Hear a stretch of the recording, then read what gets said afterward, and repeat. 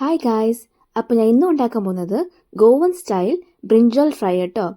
ഗോവയിൽ ഇതിന് വാങ്ങാച്ചി കാപ്പാന്ന് പറയും കേട്ടോ, വഴുതനങ്ങ വറുത്തത്.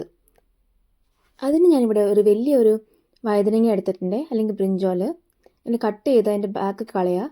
പിന്നെ റൗണ്ടായിട്ട് ഒന്ന് കട്ട് ചെയ്ത് എടുക്കണം കേട്ടോ. പിന്നെ ഇത് ഗോവൻ ട്രഡീഷണൽ ഡിഷാണ് കേട്ടോ. മീനിൻ്റെ പകരം നമ്മൾ ഗോവയിൽ ഉണ്ടാക്കുന്ന ഡിഷാണ്. റൗണ്ടായിട്ട് ഇങ്ങനെ കട്ട് ചെയ്തെടുക്കണം. അത് കഴിഞ്ഞ് നമ്മൾ വഴുതനങ്ങയുടെ സൈസ് അനുസരിച്ച് ഞാൻ ഇവിടെ 2 ടീസ്പൂൺ ചില്ലി പൗഡർ എടുത്തിട്ടുണ്ട്, കാശ്മീർ ചില്ലിയാണ്. പിന്നെ 1/4 ടീസ്പൂൺ ടർമറിക് പൗഡർ എടുത്തിട്ടുണ്ട്.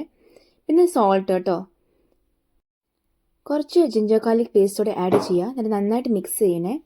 പിന്നെ കുറച്ച് വെള്ളത്തോടെ ആഡ് ചെയ്തിട്ട് നല്ലൊരു പേസ്റ്റ് രൂപത്തിൽ ആക്കിയെടുക്കണം കേട്ടോ. നല്ലൊരു പേസ്റ്റ് രൂപത്തിലായിട്ടുണ്ട്. അത് കഴിഞ്ഞ് ഓരോ ബ്രിഞ്ചോളിൻ്റെ പീസും നമ്മളെടുത്ത് നന്നായിട്ട് മസാല തേച്ച് പിടിപ്പിക്കുക കേട്ടോ. 2 സൈഡിലും ഇങ്ങനെ തിരിച്ചും മറിച്ചും മസാല തേച്ച് പിടിപ്പിക്കണേ. അത് കഴിഞ്ഞൊരു കടായി എടുക്കുക, അതിൽ കുറച്ച് എണ്ണ ഒഴിച്ച് എണ്ണ ചൂടാക്കാൻ വെക്കുക കേട്ടോ. അത് കഴിഞ്ഞ് എന്താ ചെയ്യാന്ന് വെച്ചാൽ നമ്മൾ ഈ മസാല തേച്ച് വെച്ചിരുന്ന ബ്രിഞ്ചോൾ നല്ല റവയിൽ മുക്കിയിട്ട് നന്നായിട്ട് ഇങ്ങനെ തിരിച്ചും മറിച്ചിട്ട് ഫ്രൈ ചെയ്തെടുക്കുക കേട്ടോ. നന്നായിട്ട് ഉള്ളിൽ വേഗണം കേട്ടോ, അല്ലെങ്കിൽ നല്ല ടേസ്റ്റ് ഉള്ളേ. അപ്പം ഗോവയിലാണെങ്കിൽ റവ ഇല്ലാത്തൊരു കളിയില്ലേ. ഈ ഫിഷിനും സ്ക്വിഡിനും പ്രോൺസിനും എല്ലാത്തിനും റവ ഇട്ട് ഫ്രൈ ചെയ്തെടുക്കണം കേട്ടോ. അപ്പോൾ ഡിലീഷ്യസ് ബ്രിഞ്ചോൾ ഫ്രൈ റെഡി.